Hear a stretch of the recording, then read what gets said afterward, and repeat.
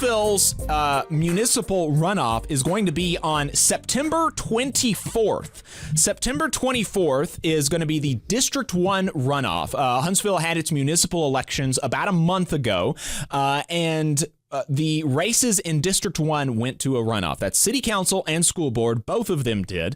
And the North Alabama Area Labor Council, which is the regional federation of unions, opted not to endorse in the first round, but did endorse in the second round. And in the second round, the North Alabama Area Labor Council endorsed Michelle Watkins for City Council and Patricia King for School Board. Again, the election is Tuesday, September 24th. The reasons that the Labor Council put out for supporting these two candidates are that for Michelle Watkins on the City Council, she told the Labor Council that she supports the appointment of union members and working people to existing city boards and commission. She also supports the creation of a commission devoted to labor and workforce participation led by representatives of organized labor. She has committed to using union print shops, and she is using union print shops moving forward. She committed to publicly supporting unions and union campaigns and maintaining dialogue with North Alabama's unions. Patricia King on the school board committed to the same things as far as using union print shops, publicly supporting unions, maintaining dialogue with the labor movement. She also said that she will respect the current meet and confer policy for school worker organizations, and that she will oppose any attacks on the retirement systems of Alabama and fight attempts to cut pensions. Also, she said she is opposed to privatization in the schools, and these are really important things to keep in mind as you vote on Tuesday. The North Alabama Area Labor Council, their endorsement was covered in the Alabama Political Reporter. You can read a little bit more about it there. And that's, really, I don't have just a whole lot more to say, especially about the city council race. Make sure that you vote. Go check out the Labor Council's Facebook page if you want to learn more about their reasons for endorsements and things like that. But the school board race is, there's a little bit more, especially with Adams' history in education in Huntsville. The two candidates in the race are Chandra Jones and Patricia King. And so, Adam, can you talk to us a little bit about some of the history of these two candidates in Huntsville's education system over the last, 10 or 15 years?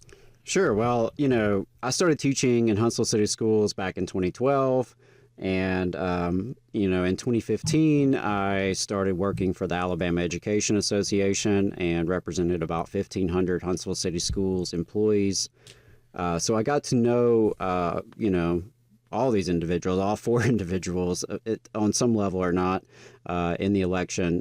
Hey, 5 seconds. Just wanted to say that this is only possible because of our donors. If you want to see more of this, then consider donating yourself at tvlr.fm/donate. And, at the time, Casey Wardynski was the superintendent of Huntsville City Schools. He was an architect of privatization and corporate-style reform. Part of his agenda included closing a lot of schools, consolidating schools. Butler High School was closed, and very controversially, J.O. Johnson High School was closed in North Huntsville.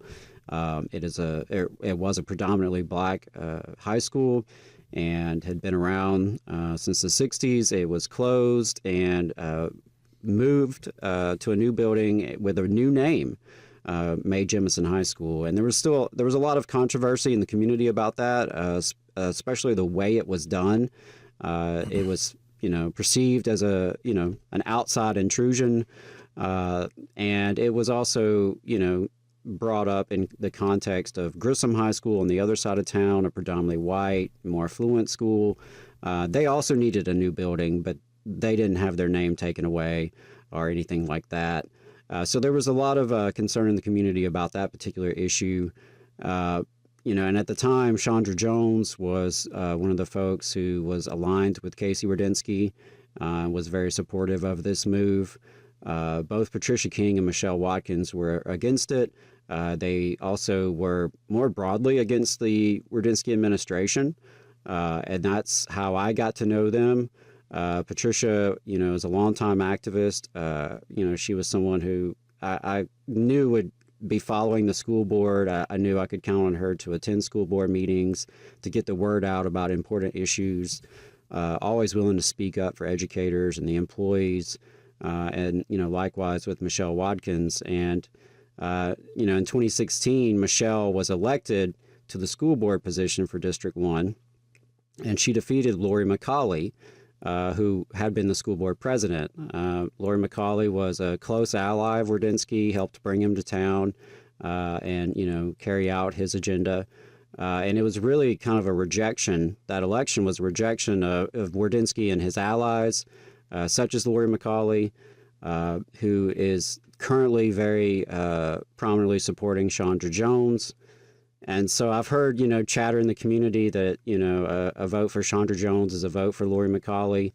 Whether you agree with that statement or not, there's clearly reasons why people think that. And so, those are some of the dynamics going into the race. I also want to point out that a gentleman named David Driscoll, who is a longtime political operative in this area, is running Chandra Jones' campaign. I encountered David Driscoll quite a bit. He's run multiple campaigns in the area, done a lot of sleazy tactics in these campaigns, frankly, such as putting people's mugshots on flyers and things of that nature. He called Frances Akridge a socialist, which is hilarious. Especially after her tenure. Yeah, absolutely. But, he was a controversial figure at this, 2015, 2016 time as well, because he was running multiple school board candidates' campaigns while also working for the school district and doing PR work for them.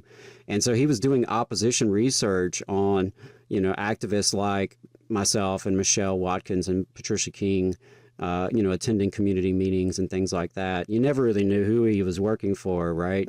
He was getting paid from the big money establishment. And, in this election, it looks like the big money establishment is pulling for Chandra Jones. I do know Chandra, or at least I've met Chandra a few times when I taught at J.O. Johnson High School. Really respect her as an individual. And, she put in a lot of time as a parent volunteer. And I know teachers who, I worked with over in that side of town are supporting her, right? And I respect those teachers. But I, respect what you shared in terms of the Labor Council's rationale. And the last thing I'll say on that is that Ms. Jones did not respond to the Labor Council's questionnaire or interview request, but Patricia did. So I'm sure that made a difference as well. But that's all I, have off the top of my head here. I know we've got a caller on the line who also wants to discuss this election. But do you have any other questions for me, Jacob?